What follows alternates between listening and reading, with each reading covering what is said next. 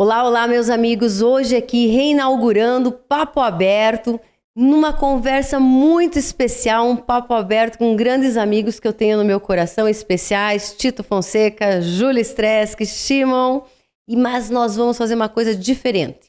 Vamos inverter esses papéis hoje. Não vai ser eu a entrevistadora. Eu vou receber o questionamento dos meus amigos, tendo em vista hoje que eu sou uma pré-candidata a deputada federal.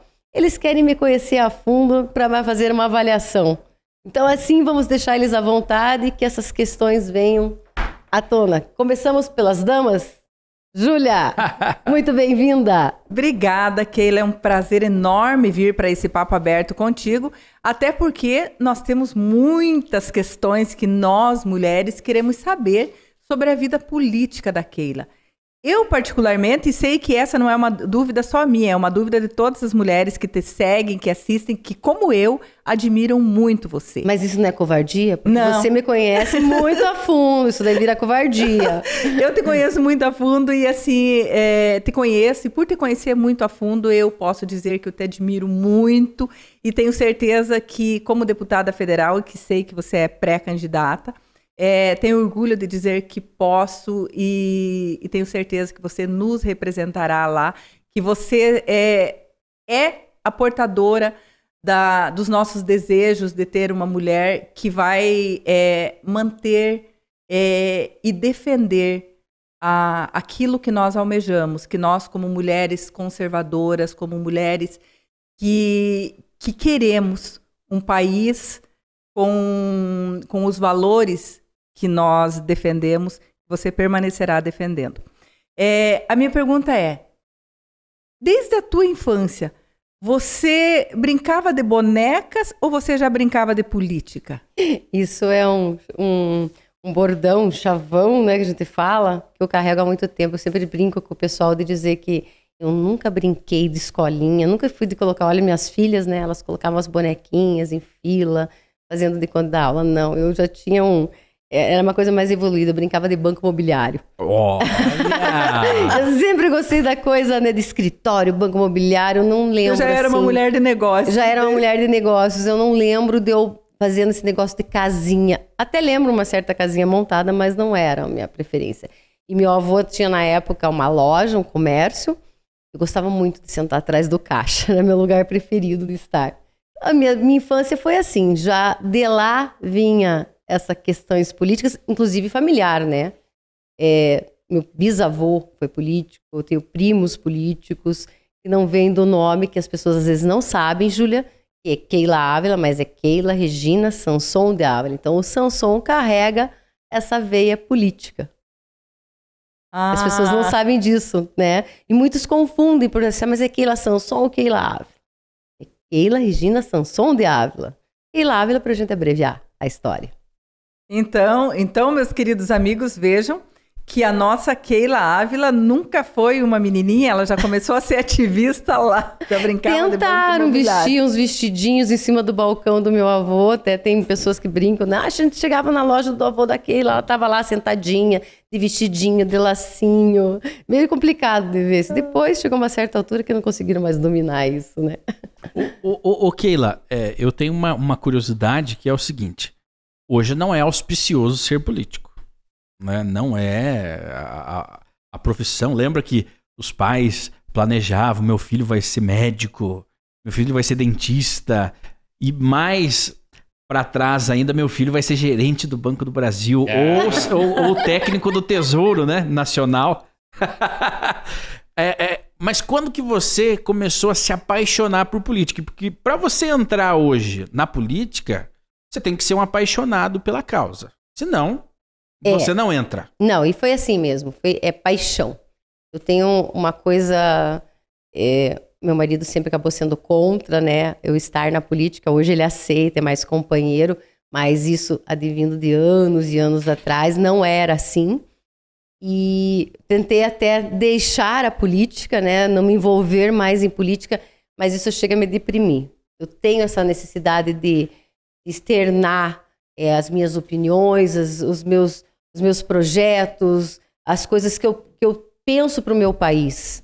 Então, esse despertar da política, ele existiu. Eu sempre fui bastidor. Eu sempre estive na política, até porque eu trabalhei em bancos e tudo que você gera, você depende de um governo, você depende de uma política de crédito, do governo federal, etc. Então, você anda conforme isso acontece, né? Eu tenho um histórico disso, vivi em muitos governos dentro dos bancos, e esse era os meus bastidores. Até 2018, onde um amigo nosso, do Tito, que faziam parte da coordenação do comitê do Bolsonaro, olhavam eu lá brigandinho quando todo mundo dizia mulher não vota em Bolsonaro. Eu dizia, eu voto no Bolsonaro porque eu quero esse homem com esses valores, com essas exigências, com essa... E daí ali despertou mais. Eu digo que foi um momento que eu precisei romper muitas coisas e me sobressair. Eu passava madrugadas brigando. Madrugadas. Você era uma ativista no auge ali das redes sociais, né? Da opinião através das redes sociais. Sim, e eu sempre estudei muito. Eu digo assim, eu não gosto de preconceitos, né? Como a gente diz. Quando você fala, eu sou uma bolsonarista, eu sou uma mulher de direita, eu sou uma conservadora, entretanto, eu sou liberal. E quando eu falo em liberal, as pessoas não podem confundir isso com libertinagem. Liberdade com libertinagem. Eu sou uma liberal quando você tem as tuas opiniões, para você poder expressar as tuas opiniões, você ter um país livre, você ter uma liberdade de expressão que hoje é tão falada, né? E nós somos censurados pouco em muitos momentos, pouco praticada, exatamente, onde você está perdendo determinados valores. Né? Eu sou conservadora na questão de valores. Família, religião. Eu acho que ninguém vive independente da religião que você for, você tem que respeitar, porque a palavra respeito é uma coisa que tem que fazer parte, limite tem que fazer parte. Você saber o teu espaço, você saber respeitar as pessoas, você ter os valores antigos do por favor, muito obrigado, com licença, esse tipo de coisa. Para mim, na família, na criação dos filhos, no respeito a um professor, limite, que daí entra a questão de limites, hoje é muito necessária. E isso não precisa me fazer, como muitas pessoas falam, homofóbicas. Eu não estou falando em termos raciais nem homofóbicos, nada disso. É respeitar a individualidade. É respeitar a individualidade, né? A tua opinião. Se você é direita e você é esquerda, a minha opinião é essa, eu não mudo, eu não sou uma pessoa influenciável em nada, absolutamente. Eu tenho a minha opinião, mas eu posso conversar com alguém da esquerda, respeitando essa pessoa, sem ter que agredi-la. Ô, Keila, você reconhece, então, que determinados valores são importantes para a manutenção de uma sociedade saudável. Com certeza. Porque hoje isso que você falou, muito obrigado, por favor, com licença, isso não tem mais valor na sociedade. Sim. E o que nós precisamos? Nós precisamos de representantes. Aí quando se fala, não, esses dias o Luiz Inácio Lula da Silva fez uma declaração que a pauta da família, a pauta de valores, ela é retrógrada. Só que em contrapartida nós vemos pessoas novas na política como você, justamente chegando lá para defender essa bandeira. Mas não porque isso é uma coisa bonitinha, é porque isso é algo importante para a manutenção da sociedade. Com certeza, eu tenho que entender, eu vejo muitas pessoas às vezes até exagerando, né? Porque tudo que você tem que ter equilíbrio. Você não precisa pedir a bênção para tua mãe, mas você tem que respeitar a tua mãe, porque ela é sua mãe, é uma pessoa, né, mais velha, com mais experiência, você pode até não concordar em muitas questões da educação que ela está te dando, por uma questão de evolução, mas você tem que respeitar a tua mãe. Hoje a gente vê agressões, filhos batendo em mães, em professores, esses tipos de valores que estão se invertendo na nossa sociedade, né? Você parar para você escutar uma pessoa mais velha, ou você parar para escutar um hino nacional e você realmente ter esse valor dessa bandeira que a gente tem, a gente não vê isso, infelizmente. São poucos que têm isso. Nós estamos... A nossa construção da nossa sociedade ocidental, né? ela é uma representação da família, ela começa com a família, né?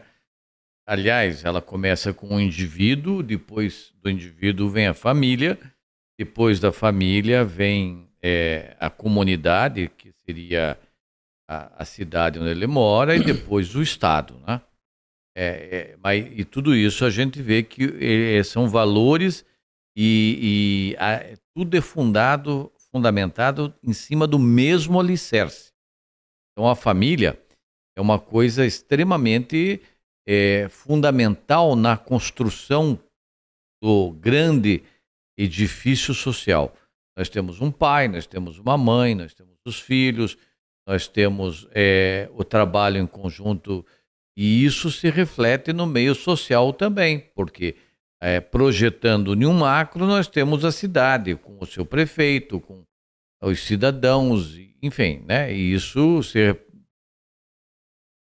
projeta até o nosso presidente, Com certeza. até a República, com o grande pai, que seria o presidente da República, cuidando o Congresso Nacional, tudo como se fosse uma representação. E quando eu vejo o Lula dizendo que essa estrutura de família é uma estrutura antiquada, é porque realmente ele já quer fazer uma reforma social, e fazendo esta reforma social, principalmente, vai refletir aonde? Na estrutura política que nós vivemos, porque essa estrutura é montada em cima do nosso sistema familiar.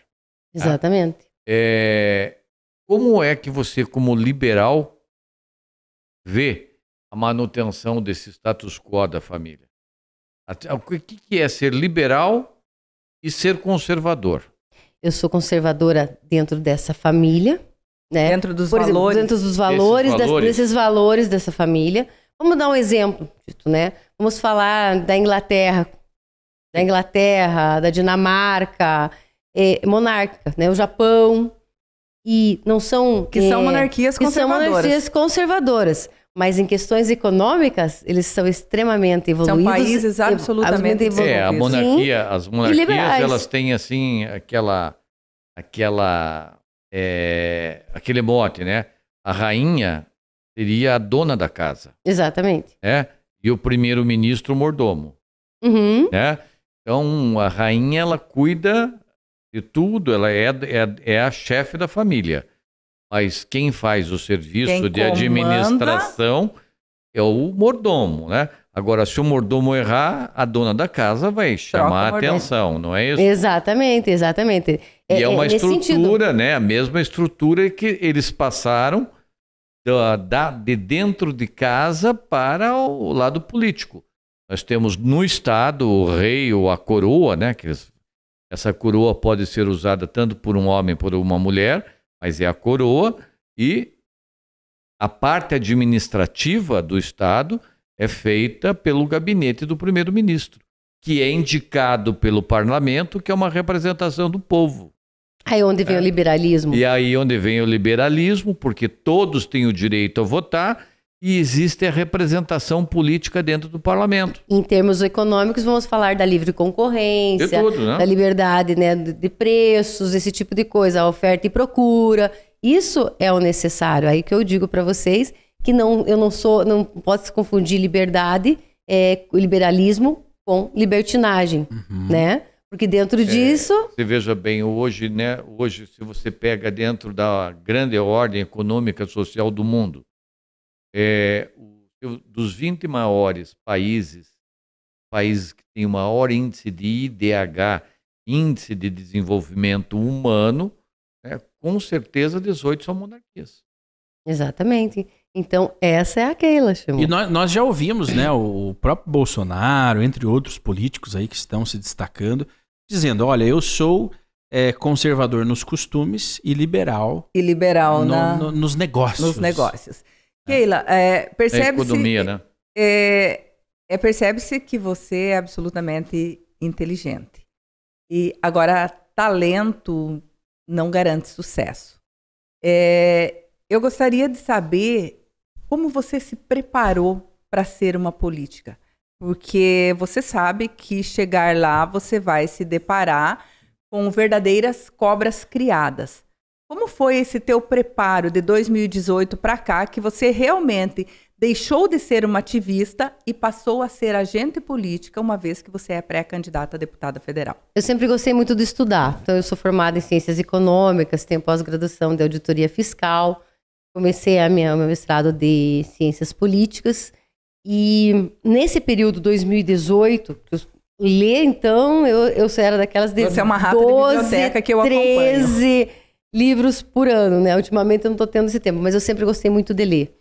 E de reportagens inteligentes. E nesse período, eu fui fazer vários cursos. Eu fiz curso com o Temer, de Constituição, né? Embora não seja formada em Direito, mas eu tinha que entender essa legislação, né? A Constituição.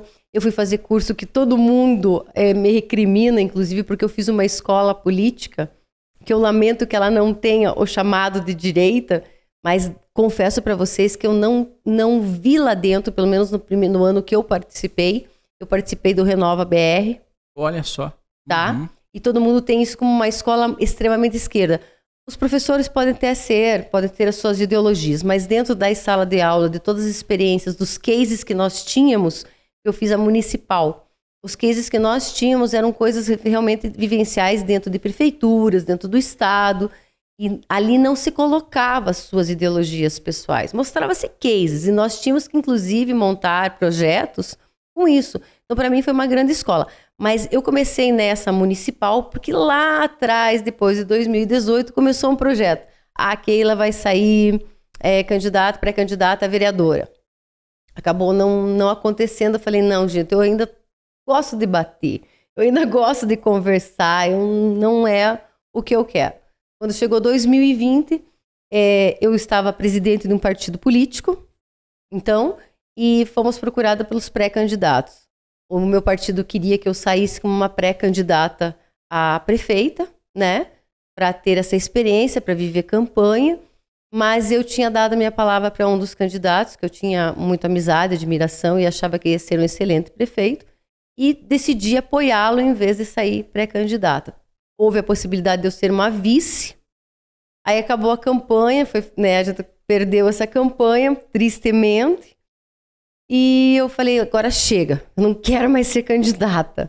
Eu vou ser uma formadora de opiniões e estudar mais ainda para eu poder estar sempre deixando as pessoas com conhecimento, você escutando a verdade, né? Você falando a verdade, você falando a realidade, que as pessoas comecem a analisar as coisas pormenores. Como vários fatos que depois eu posso citar para vocês. E coloquei isso.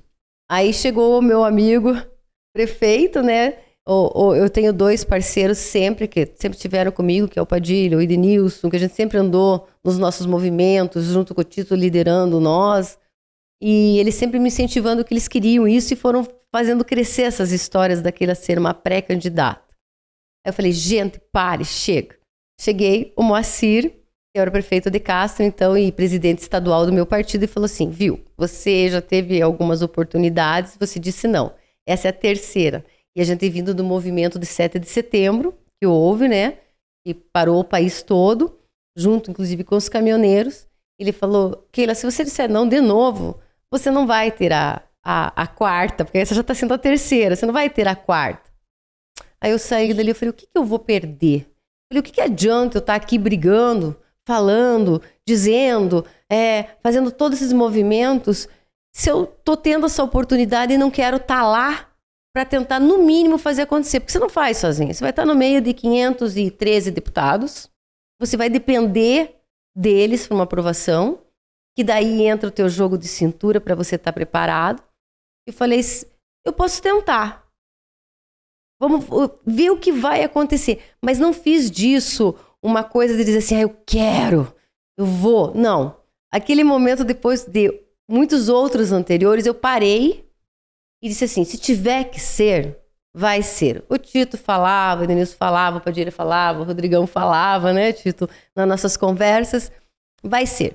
E a coisa veio acontecendo naturalmente. Eu fui procurada por 7 partidos.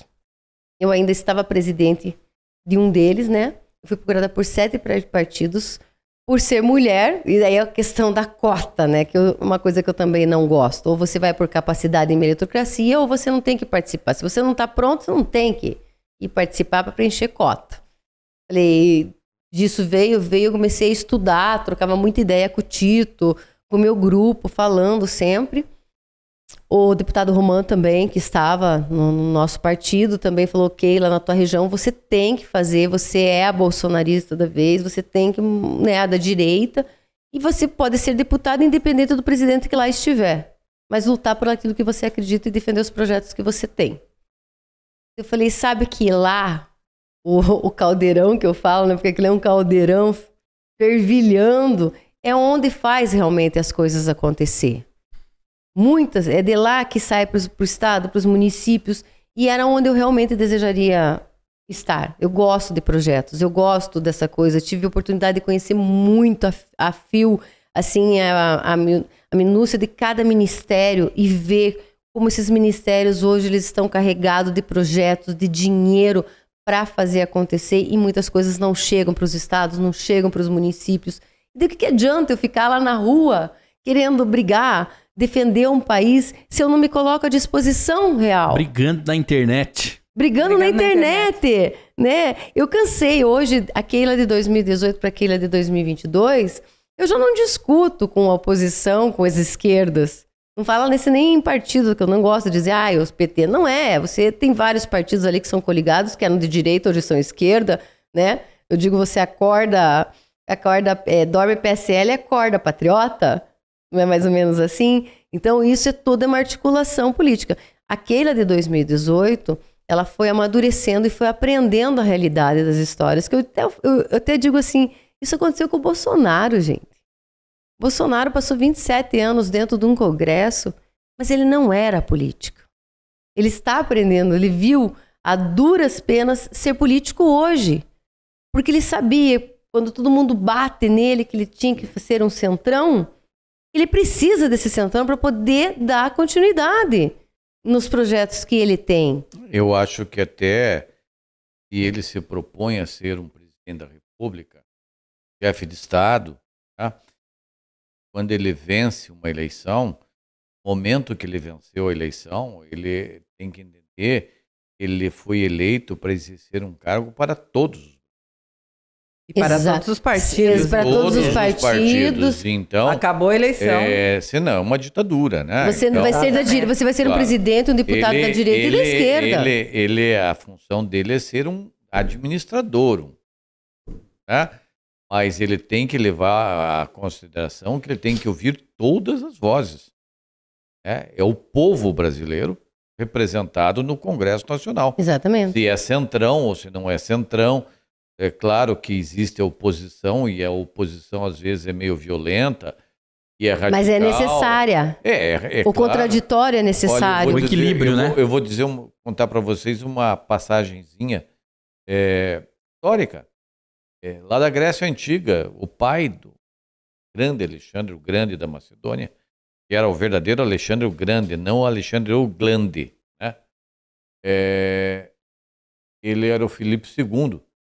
E um dia ele tinha o sonho dele era unir todas as cidades da Grécia sobre um mesmo comando militar, para que ele pudesse então fazer frente ao rei da Pérsia, o Xerxes, que sempre foi uma ameaça à Grécia. E aquelas cidades gregas, toda a vida foram muito orgulhosas, cada uma tinha ter a cidade-estado, não admitia, e ele começou a ter muita resistência, principalmente em Atenas. E aí alguns generais dele chegaram e disseram assim, Majestade, quer que a gente elimine a oposição? Ele falou, jamais, jamais. Quem é que vai me mostrar a verdade? Meus aliados vão ser tudo puxa-saco, e se eu falar, eles vão dizer que está tudo certo. Agora, o meu inimigo vai me mostrar onde que eu estou errando. Então, deixem eles lá, porque eles são extremamente necessários. Né? Mas nós temos que entender que eles também fazem parte do jogo. O que eu vejo hoje no Brasil, que eu lamento muito isso, é essa coisa que as pessoas elas não trabalham por um objetivo, por um país. Essa é a grande verdade. A esquerda e a direita, elas estão preocupadas em determinados momentos de você defender os seus objetivos próprios. Os interesses, né? Eu vou chegar lá, a direita vai votar a favor, pois eu vou votar contra. Não interessa se ser contra vai prejudicar um monte de gente, vai prejudicar o povo brasileiro, porque é o prazer, parece que de você ir lá e votar. Esse foi, durante anos e anos, a tática da esquerda.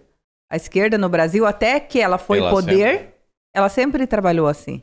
Ela votava PT, contra, por exemplo, né? Não é agregar e somar. O PT votou contra o Plano Real, o PT votou contra várias coisas. Contra tudo. Ele era contra por ser do contra. Qualquer coisa, era contra e não votava. O negócio era impedir o governo. Sim. Né?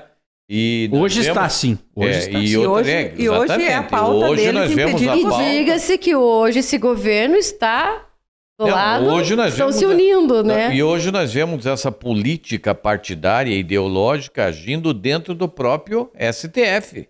Justamente. Né? Porque o STF tem interferido de uma maneira drástica dentro do governo. E inconstitucional. A Keila mencionou que ela foi aluna do Michel Temer. Eu fiz o curso com o Temer. Eu tive o prazer de ter sido aluna do Michel Temer no mestrado em Direito na Universidade Federal. Michel Temer é o maior constitucionalista vivo, que, por acaso, foi um dos presidentes da República, mas é um dos maiores constitucionalistas vivos. E em uma das aulas dele, uma das coisas que ele mais rebatia é a independência dos poderes. Exatamente, Descartes, a divisão dos poderes e a independência deles. E é uma coisa que é a maior agressão hoje no Brasil, é o que está acontecendo. Exatamente. Ou nós partimos para o absolutismo, voltamos na França de 1700, a França de Luís XIV, Luís XV, l'état c'est moi, o Estado sou eu, como dizia o próprio Luís XIV, né? O Estado sou eu. C'est moi. É aí que vem toda aquela revolução com os iluministas, né? Aonde o René Descartes diz, não, nós temos que ter uma interdependência nos poderes, mas cada um respeitando o legislativo, o executivo, e tentaram buscar uma forma de poder equilibrar isso de uma forma justa. E eles entenderam, depois de muito tempo, de que a única forma justa de você fazer isso é você tendo um parlamento, né? Parlamento, o judiciário e o executivo, mas acima disso você tinha que ter um árbitro final, um árbitro maior. Aí é que surgiu a monarquia constitucional. Por quê? Por que da monarquia constitucional? Porque o rei ele não precisa fazer acordos políticos para se manter no cargo. Ele é rei. A única coisa que ele tem que fazer é proteger a Constituição e estar bem com o povo. É isso que ele tem que fazer. Para estar bem com o povo, o quê? Ele tem que ser o juiz máximo da nação. A hora que o executivo erra, ele dissolve o parlamento. A hora que o legislativo erra, ele também dissolve o parlamento. E a hora que o judiciário erra, imediatamente ele é demitido. Então, aí nessa continuação dessa linha de pensamento, você fala como que eu me preparei para estar lá.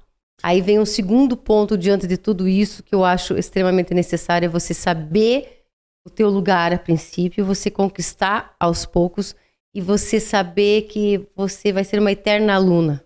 Né? Porque você vai chegar lá e não é uma eterna aprendiz. Eterna aprendiz. O pessoal fala, né? Tem gente que coloca os caciques da política, certo?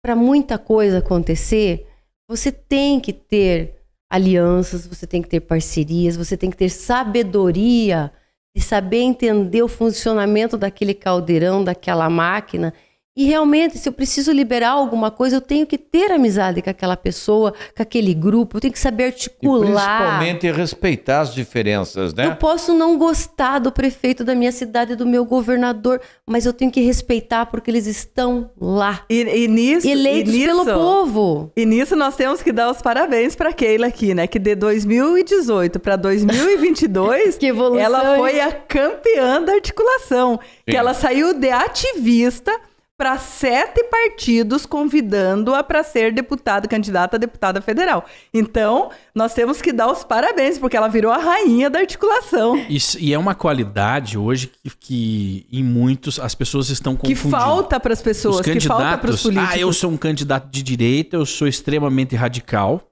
eu não vou aprovar nada, eu não vou conversar com ninguém que não pense exatamente como eu. Pecam aí, porque aí chegam lá e não conseguem fazer nada. São iludidos. Então, né? Tem pessoas que passam pelo Congresso desapercebidas. Passam pelo Congresso, não fizeram nada, e porque não sabem, também. Não sabem articular o que tem que ser articulado. Agora, a grande diferença, aquilo, e aí entra também uma outra questão, é o que os seus eleitores esperam de você. Sempre o político ele vai ter que articular baseado no que os eleitores esperam dele. E hoje, obviamente, qual que é a onda do momento? É o conservadorismo. Surgiu uma pesquisa que ela perguntava qual que é a sua posição política. Quase 70% dos brasileiros se posicionaram à direita. Né? Mas essa direita é exatamente o que eu quero que você... É uma direita... Conservadora, liberal. Porque é conservadora nos costumes, nos respeitos, temos uma sociedade... Mas temos o respeito à diversidade, às diferenças. Exatamente. Isso é que tem que ser levado em consideração, né? Exatamente. Mas não uma coisa radical. Eu estava vendo nas redes sociais, daí a deputada estava condenando veementemente o indulto que o presidente deu ao Daniel Silveira. Daí a repórter falou, mas a senhora está condenando o indulto que deu ao Daniel Silveira? Mas e quando o Lula deu o indulto ao Batista, a senhora não acha... Não, mas não tem nada a ver o indulto do Batista com o indulto do Daniel Silveira. Daí a jornalista perguntou, mas como? O Daniel Silveira cometeu um crime de opinião que, na verdade, a nossa Constituição defende a liberdade de opinião.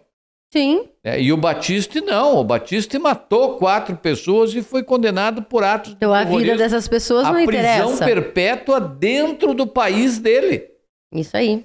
Ela diz, não, mas você não pode comparar um crime político, como o Batista colocou, do crime cometido, do ataque cometido do Daniel Silveira antidemocrático ao STF. Ela disse, mas espere, crime de opinião não é um crime político também? Só que você... Então aí a gente vê a radicalização das posturas que este repúdio ao veto dessa deputada é um repúdio meramente oportunista de uma questão de esquerda. Defender e oposição por oposição. Defendendo o indefensável, defendendo o criminoso que matou... porque antigamente eles diziam que o Batista era inocente, que ele foi condenado inocentemente. É um perseguido político. Era um perseguido político. Igual alguém que nós conhecemos. Exatamente. Só que agora, o momento que ele foi patriado e que ele chegou lá e ele confessou diante do tribunal que realmente foi ele quem matou, né? E hoje, então, eles não têm mais aquela desculpa de dizer que ele era inocente, porque o Lula... dizia que ele indultou o Batista porque o Batista era um perseguido político. E qual que é qual que é a diferença, né? Por que o Bolsonaro está sendo questionado e esses outros presidentes não foram questionados também? A Constituição é uma só e ela tem que valer para todos da mesma forma. Aqui. Né? Não, inclusive, me faltou a palavra, Tito. A Constituição, ela tem a questão da isonomia, não é isso? Sim, claro. Então, lógico, é igual eu para acho, todos. Assim, absurdo dos absurdos você questionar a atuação de um presidente num indulto que está na Constituição. Porque para um vale de um o que a jeito e os gente valores... Que é a percebe prerrogativa hoje- absoluta do presidente da República. Exato. O que a gente Exatamente. percebe hoje é a militância política dos juízes. Exatamente. Hoje eles não estão lá para fazer justiça. Que são Eles estão proibidos pela lei orgânica da magistratura. Exatamente, mas Diga-se eles de passaram passagem. acima de tudo. Quando o ministro do Supremo Tribunal Federal determina que ele se sentiu ofendido, em vez de ele prestar queixa, porque o fato de ele ser ministro não tira a ele as garantias e os deveres de um cidadão. Certo. Se ele se sentiu ofendido, ele tinha que ir à delegacia de polícia prestar uma queixa, o delegado abria o inquérito, não ele. Ele não tem competência, não está escrito em lugar nenhum que o ministro do Supremo Tribunal tem competência de abrir um inquérito, e justamente isso é vedado ao magistrado para evitar o abuso de poder.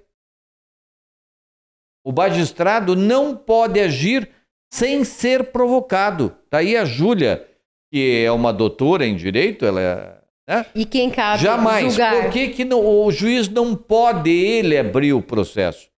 Porque se ele tem o poder de julgar, Como ele pode não abrir? pode ter o poder ele só pode julgar quando ele é provocado, porque senão ele vai se colocar a querer abrir o inquérito, ele começa a extrapolar e começa a tomar atitudes antidemocráticas. Exatamente. Entenderam? Então é por isso que ele é vedado de simplesmente ele abrir. Mas só que o nosso Congresso, o nosso ministro Nossa, abriu. STF abriu. Porque Abriu. caberia ao Congresso fazer essa votação de cassação. Não. né? Caberia ao Andamento. delegado de No caso- polícia. no Não, mas O depois, delegado pós. o delegado de polícia, o que faria? Se julgado. Daí ele ia oferecer, oferecer denúncia levar a notícia crime, ao procurador que seria da o promotor de República, justiça, seria o promotor de leva a justiça. notícia crime, o promotor analisa, vê se existem todos os Se estão requisitos. presentes os requisitos, se estão presentes, ele oferece uma denúncia que depois... À justiça. A justiça, que depois, por um colegiado, seria aceita ou não, uma vez que o deputado tem foro privilegiado. E jamais ele, como vítima, poderia ser o julgador. Ele Ele não- estaria automaticamente impedido. Teria que ser distribuído para outro juiz para que fizesse. Só que, né, o que nós vimos?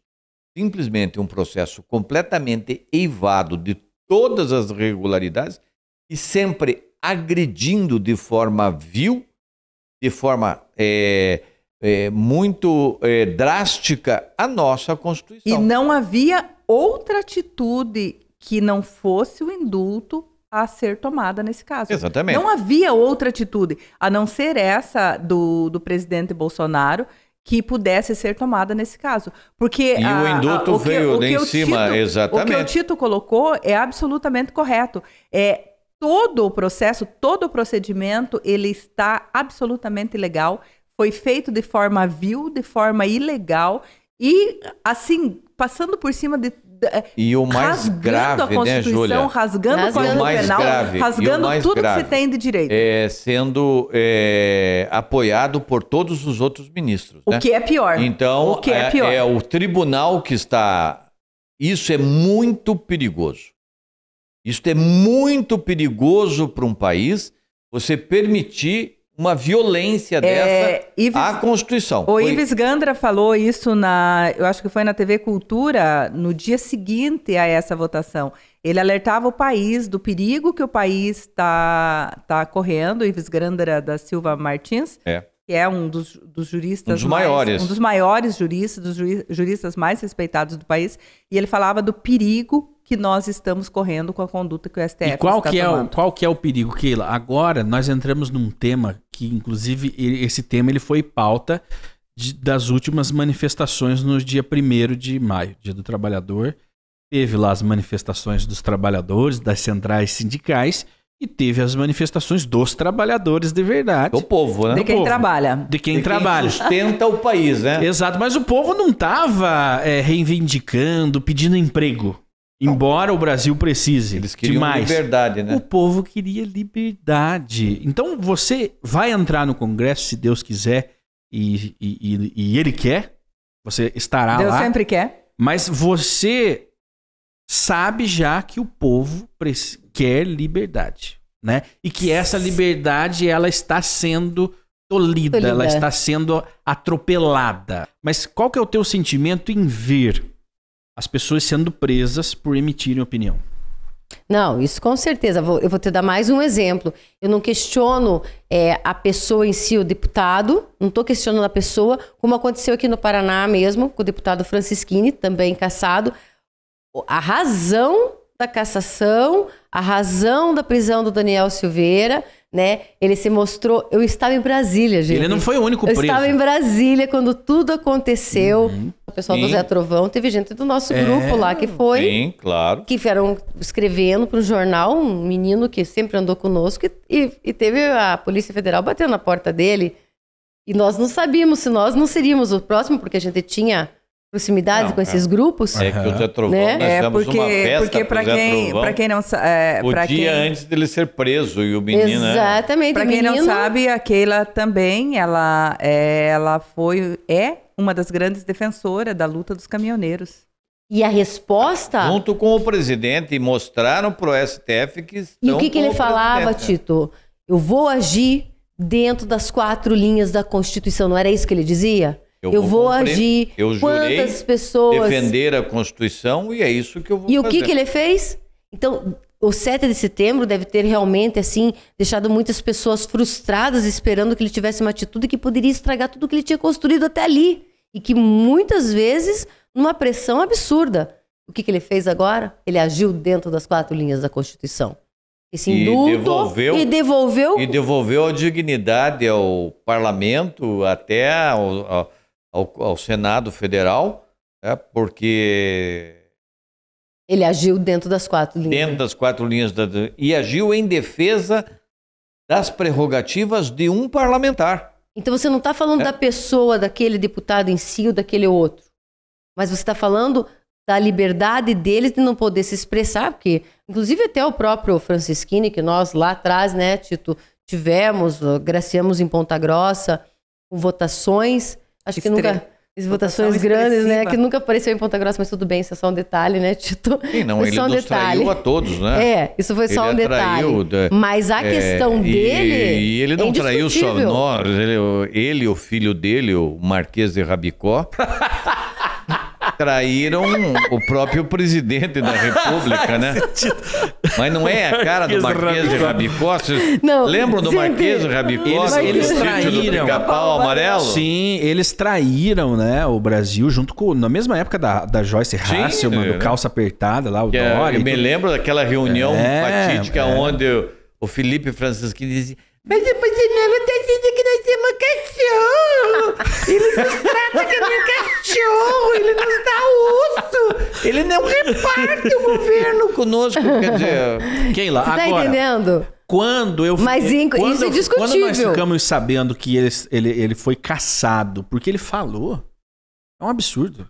Exatamente. E o Brasil tá assim, se você, nossa representante, não entrar lá e não lutar por esse direito, imagina o que vai acontecer conosco, o povo.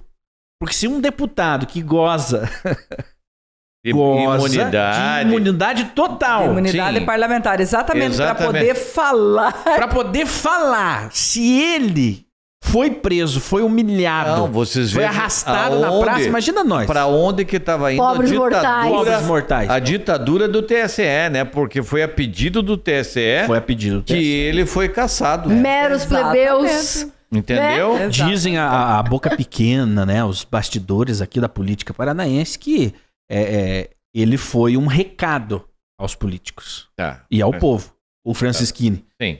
Né? Ele foi é como se fosse uma execução pública Pra mostrar, O chamado boi de piranha. Boi de O piranha. chamado Não boi de falem. piranha. Como você Não fazia, falem. é como você fazia na época do expurgo do Stalin, né? Não sei se vocês conhecem a história do expurgo de Stalin lá na União Soviética. A ordem era, primeiro fuzile-se, depois instaure-se um rigoroso inquérito para saber se não houve excesso. Exatamente. Exatamente. fala. Mas primeiro fuzile-se, Fuzile-se. né? Eu conheço uma candidata, também pré-candidata a deputada estadual, que declarou para nós que tem medo. Ela tem medo de se manifestar e lá na frente o STF fazer com ela o que fizeram com o Francisquini. Você tem esse medo? Não. Eu não tenho esse medo e eu acho que eu vou ter, inclusive, muito mais privilégios do que a primeira turma bolsonariana de deputados. Se lá eu tiver, né, essa você bênção está. de Você vai estar, tá. vou E estar, você vou estará. Você estar, vai né? De estar, eu acho que eu vou ser muito mais privilegiada porque já vindo de um governo de 4 anos, ele já vai ter muito mais experiência. E muito mais força Vai muito política, mais né? força. Essa estratégia de você colocar num Senado, num governo, pessoas que realmente compactuem com o governo federal, que trabalhem por um objetivo e não por egos. Né? Eu já acredito que essa força maior é nessa força que eu quero que tá, e não nesse jogo de Egos. de egos, de estica e puxa, de que você uma hora é uma Não, coisa, e daqui a pouco até vale para porque, né? outros. E se você começar a pipocar lá, nós vamos estar aqui, né? Não, Tito, eu vou lembrar Você sempre tá disso. nós vamos estar Porque aqui. se você me Nós chamar, estaremos com o elástico aqui. se você me É chamar de verdade, Marcanda né? Rabicó Né, Tito? ou de reptiliana, eu vou morrer. Pensa no apelido que ele vai te dar. Não quero esse tipo de apelido. Então, eu acho que eu realmente vou ter a oportunidade de estar lá para fazer Eu o nem que é o posso nosso cobrar papel. muito da reptiliana, porque eu não trabalhei para reptiliana, eu não, né? Então vamos pular essa parte, amigo? Exatamente, mas Podemos você, pular? estamos empenhando, estamos aqui, né? Porque é um compromisso, é um bate-papo. Não, isso- mas Aliás, tem que você ser. nós acompanhamos desde 2018, então... E vou dizer uma coisa para vocês, isso não é também frase feita para pré-campanha, tá? E eu Mas acho somos que- servidores. Não, E sabe o que eu acho que vai ser legal? Porque daí, tendo isso, toda essa estrutura, que realmente quem tiver que frear o STF vai frear o STF com as coisas que estão dentro da Constituição, dentro das 4 linhas, os parlamentares vão poder trabalhar de verdade. E tá fazendo as reformas que devem ser feitas, aprovando projetos de leis que devem ser feitos, etc. Entendeu? Então, é isso que eu quero. É você fazer acontecer e realizar, né? Porque quanto tempo se perdeu? Quanto tempo se perdeu? O que o Congresso, qual que é o objetivo do Congresso? O que o Congresso tem que fazer? Legislar. Legislar. Quanto que eles legislaram nesses últimos tempos? Nada. Quem legislou foi o STF. Então, Quem legislou, quem executou... você é privilegiado ou não vou, Simon? Simon. Shimon. Então você acredita que o Brasil de 2023, se o Bolsonaro for reeleito, ele será um Brasil... Bom, se o Lula for eleito, também será um Brasil diferente? Com Os dois certeza. Brasis serão Eu diferentes. acho sim, Nós é. vamos ter o pontapé, se o Lula for eleito, nós vamos ter Deus o nos pontapé, O Brasil tá a na pedra pontinha. fundamental da Ursal. É. Nós vamos Aliás, ter tu o vai ter que rezar lançamento muito, mas da rezar pedra muito. fundamental da Ursal. Não esqueçam disso. Vamos ter que ser mais combatentes. E se o Bolsonaro, se Deus quiser, lá estiver... Combativos, né? Combativos. Se lá estiver, eu acho que nós vamos ter realmente... O Brasil vai crescer, ele vai crescer muito. Mais Já do que está já na está ponta, crescendo. mais do que já está crescendo. Vai começar a realizar e não só planejar. Então agora eu quero agradecer esse bate-papo, esse questionamento, porque isso é muito enriquecedor. Você todo dia aprende, e eu gosto de aprender, eu gosto de estudar, e foram com grandes professores. Esses questionamentos só nos fazem, muitas vezes, inclusive, nos questionar, nos auto-questionar sobre que linha que você está tomando, que linha que você está pensando, os teus posicionamentos. Eu não sou uma pessoa que sou extremamente assim, radical, eu não vou mudar meu pensamento, eu penso assim, não, porque eu gosto de agregar, eu gosto de somar. E hoje eu só tenho a agradecer a Júlia, minha amigona, ao Tito, que é um professor para mim, é um grande mestre. Shimon, você foi fantástico te conhecer e estar aqui, quero muito mais bater papo, igualmente. né? Já descobrimos algumas raízes ali, né? Então... Comum. Meu Em filho comum. aqui só tem a nata de uvaranas. tirando o Shimon, né, que veio lá do Carambeí, Lá da Barroca. junto com o Daniel. O Danilo. Danilo. Desculpe, o Daniel. Mas a nata de Uvaranas, né? O sol nasce em Uvaranas. Sol nasce. A água vem de Uvaranas. Né? O conhecimento vem de Uvaranas. Não sei que muito conhecimento, porque o EPG hoje está meio capenga, né? Mas, né, isso nós temos. Você pula essa parte e fica para a próxima eleição. Essa Keila, parte é sempre um prazer imenso estar com você. É sempre muito bom ver que teremos alguém de tamanho conhecimento, de tamanho aprendizado e principalmente tamanho compromisso lá em Brasília nos representando. E principalmente de caráter, né, Júlia? Principalmente de caráter e princípios. O discutir é sempre necessário, o contraditório sempre é necessário, porque agregar se forma dessa forma, certo? Muito obrigada mais uma vez e até a próxima com um papo aberto com vocês.